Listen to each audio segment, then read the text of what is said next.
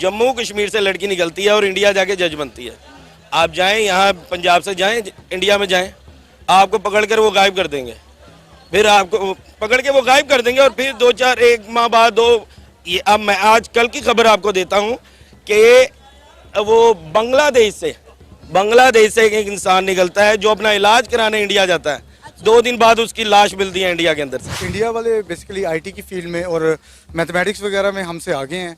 अब ये कोई ना पसंद करे या करे, मैं I have travelled around the world और I have lived around the world, तो मैंने यही देखा है कि वो लोग जो हैं हमसे काफ़ी आगे हैं इस फील्ड में और वो लोग सही तरह लेके चीज़ों को चल रहे हैं और वहाँ पे बेसिकली बिजनेस भी ज़्यादा, एनवायरनमेंट भी ज़्यादा फेवरेबल है। रीज़न बीइंग कि cost of doing business is cheaper over there. स्वागत है दोस्तों जोर से बोल न्यूज़ चैनल में। दोस्तों आप सबके सामने आज पाकिस्तान एक बहुत ही ज़बरदस्त खबर लेकर उपस्थित हुए हैं। देखिए ज़रा और उसके बाद बात करते हैं। आप देखें, जम्मू कश्मीर से लड़की निकलती है और इंडिया जाके जज बनती है। आप जाएं यहाँ पंजाब से जाएं इंडिया में जाएं, आपको पकड़ कर वो गायब कर देंगे। फिर आपको पकड़ के वो गायब कर देंगे और फिर 2-4 एक माह बाद ये अब मैं आज कल की खबर आपको देता हूँ कि वो बांग्लादेश से एक इंसान निकलता है जो अपना इलाज कराने इंडिया जाता है। 2 दिन बाद उसकी लाश मिलती है इंडिया के अंदर से। तो वो उसी चीज़ को ज़्यादा फोकस करेंगे कि जम्मू कश्मीर है, देखें जी यहाँ की लड़की आई है और हमने इसको जज बना दिया। पंजाब, बांग्लादेश या नॉर्मल एरिया से कोई भी जाएगा वो ऐसा वहाँ के इलाके की लड़की को प्रेफर करेंगे ना, तो हम भी अपने इलाके की लड़की को प्रेफर करेंगे कि हमारी अदालतों में या हमारे ओहदों पे जो है वो कौन सी लड़कियां फाइज हो सकती हैं। तो बात यह है कि हमने हमेशा जो है अपने बच्चों को यही सिखाया, यही बताया कि जम्मू कश्मीर में इंडिया की सरकार बड़ा जुल्म कर रही है, लेकिन वहाँ पे जितनी डेवलपमेंट हो रही है, वहाँ के लोग कितनी तरक्की कर रहे हैं, कितना ग्रो कर रहे हैं, हम वो क्यों नहीं बताते अपनी आवाम को। आप जाएं, आप मीरपुर जाएं, आज़ाद कश्मीर है। जम्मू कश्मीर में हमारा इंटरप्ट नहीं कर सकते हम लोग। आप आज़ाद कश्मीर में जाएं, आप मीरपुर में जाएं, मैं जाता हूँ वहाँ पे ये जो आपकी मॉडर्न गाड़ियाँ जो यहाँ पे आपको नजर आती हैं, वहाँ पे रुलती हुई नजर आती हैं। अच्छा। आप हमारे जाएं जरा आज़ाद कश्मीर में। तो फिर प्रोटेस्ट क्यों कर रहे हैं वहाँ के लोग, क्यों सड़कों पर हैं, क्यों वो जो है हुकूमत के खिलाफ हो चुके हैं, क्यों पुलिस एहलकारों के दरमियान और उनके दरमियान झड़पें हो रही हैं अगर वहाँ पे सब कुछ ठीक है तो। मैडम मोबिलाइज किया जाता है, अच्छा। फंड्स दिए जाते हैं, अदर और कोई चीज नहीं है। फंड्स दिए जाते हैं, मोबिलाइज किया जाता है। एक बच्चा है या और कोई कम्युनिटी, उनको जाके पैसे दिए जाते हैं कि आप यहाँ पे बोलें। अब और कोई चीज नहीं है ऐसे। हमारे पाकिस्तान में कोई इश्यूज, अदर कोई इश्यूज नहीं है साले का खोपड़ी तोड़ साले का। सिवाय महंगाई के मुझे या एक आम इंसान को जो इशू नजर आता है वो यही आता है, एक मालदार इंसान एक 13 करोड़ की लैंड क्रूजर में घूम रहा है, फिर उसे यूनिट्स फ्री दिए जा रहे हैं, आपको बिजली फ्री दे रहे हैं, मुलाजम फ्री दे रहे हैं, सब कुछ उसको फ्री दे रहे हैं। 5 लाख उसकी पे है, ऊपर से वो रिश्वत अलहदा ले रहा। अब हमारा मुल्क का बेड़ा गर्क तो ऐसे हो रहा, और क्या नजर आ रहा हमें। पंजाब में करें, आप करें, एक इंसान को अगर वो कहें कि आज एक MP MN अपनी हिफाजत खुद करे। तो सर यही बात तो मैं कह रही हूँ कि आज़ाद कश्मीर में भी जो एहतजाज हो रहे हैं वो महंगाई के खिलाफ ही हो रहे हैं। फिर इसमें इंडिया का क्या अमल दखल है, क्यों हमारी बात का मलबा इंडिया पे डाल देते हैं। इंडिया हमेशा से कहता है कश्मीर हमारी शाहरग है। तो ये बात तो हम भी कहते हैं, अटूट अंग है, सॉरी हम कहते रहे हैं शाहरग है हमारी। इंडिया कहता रहा जी कश्मीर हमारा अटूट अंग है। तो उसने लाजमी बात है अपना वोट बैंक के लिए ही सब कुछ कर रहा है, अदर और कोई चीज नहीं है साले का खोपड़ी तोड़ साले इसमें। और वो मोबिलाइज कर रहा है और फंड्स कर रहा है। पाकिस्तानी आटे की भीख मांग रहे हैं और ये पाकिस्तानी जाहिल हिंदुस्तान को भला बुरा कह रहा है। गाड़ी किस लिए खड़ी है? गाड़ी चलाओ हमारे ऊपर चलाओ, हमें खत्म कर दो। ना हम होंगे ना आटा लेने आएंगे। जी हाँ, पाकिस्तान के कई इलाकों में 1 किलो आटा 160 रुपए तक मिल रहा है। भिखारी कौम तो बातें तो बहुत बड़ी बड़ी करती है, किंतु इन्हें भीख मांगकर खाना ही आता है, तरक्की करना नहीं। इन्हें काम करना नहीं आता क्योंकि इन्हें भीख मांगने की आदत पड़ी होती है।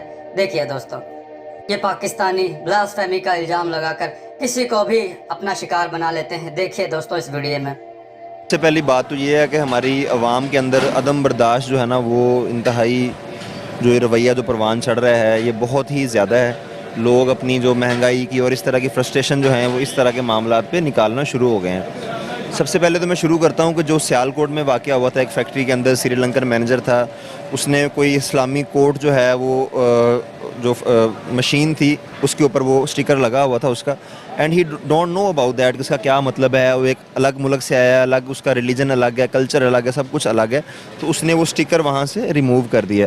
تو اس بات کو اتنا بڑا ایشو بنا کے انہوں نے سری لنکن مینیجر سمیت اور 2-3 لوگوں کو جو ہے وہ مطلب اسلام کے نرغے میں لا کے انہوں نے انتہائی بے رحمی کے ساتھ جاہلانہ طریقے سے جو ہے وہ ان کی جان لے لی گئی. اس کے بعد جو جڑاں والا کا جو واقعہ ہوا ہے وہ اتنا بڑا ایک بدنما داغ ہے ہمارے اوپر.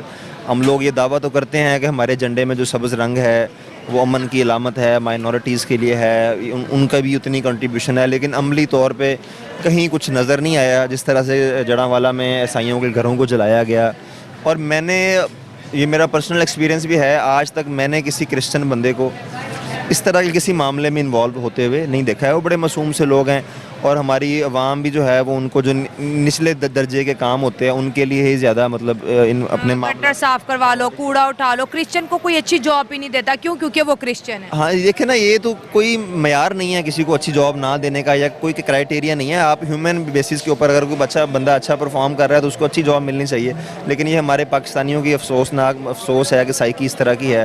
جڑاں والا میں انتہائی ظلم ہوا ان کے ساتھ، اور اب جو سرگودا میں ہوا ہے انتہائی شرمناک ہے.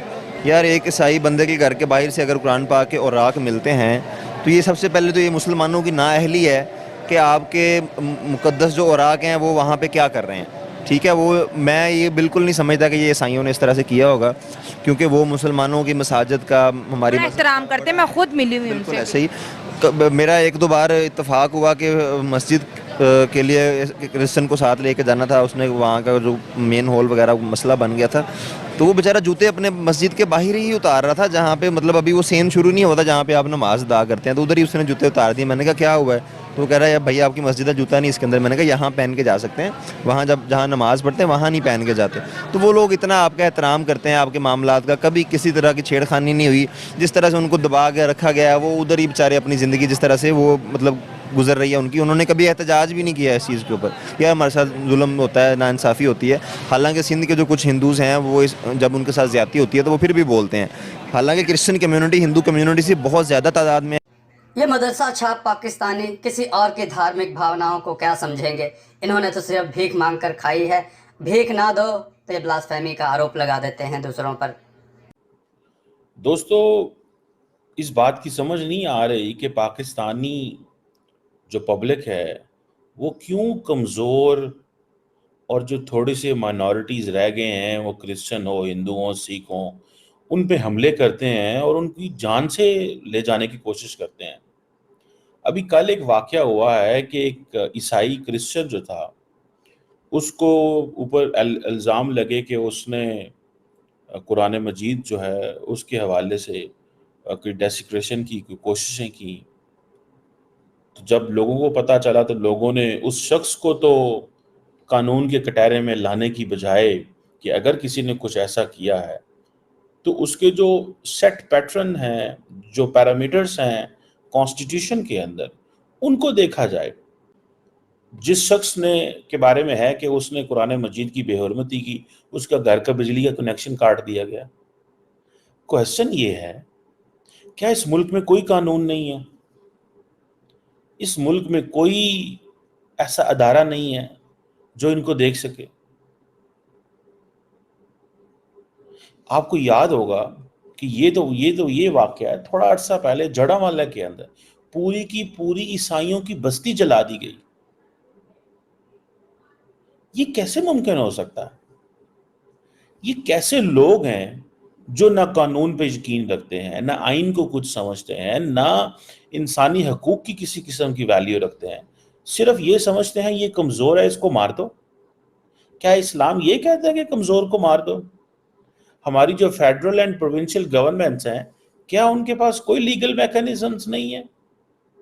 کیا آپ انٹیمیڈیشن، تھریٹس، وائلنس کے بغیر ریلیجس مائنورٹیز کو ڈیل نہیں کر سکتے؟ پہلے ہی آپ نے قانون کے اندر ان کو مائنورٹی لکھا. کیوں مائنورٹی ہیں وہ؟ 3-4 ماہ پہلے ایک خاتون تھا جس نے ایک ڈریس پہنا جو اس کے اوپر آئی تھنک لفظ حلوہ لکھا ہوا تھا.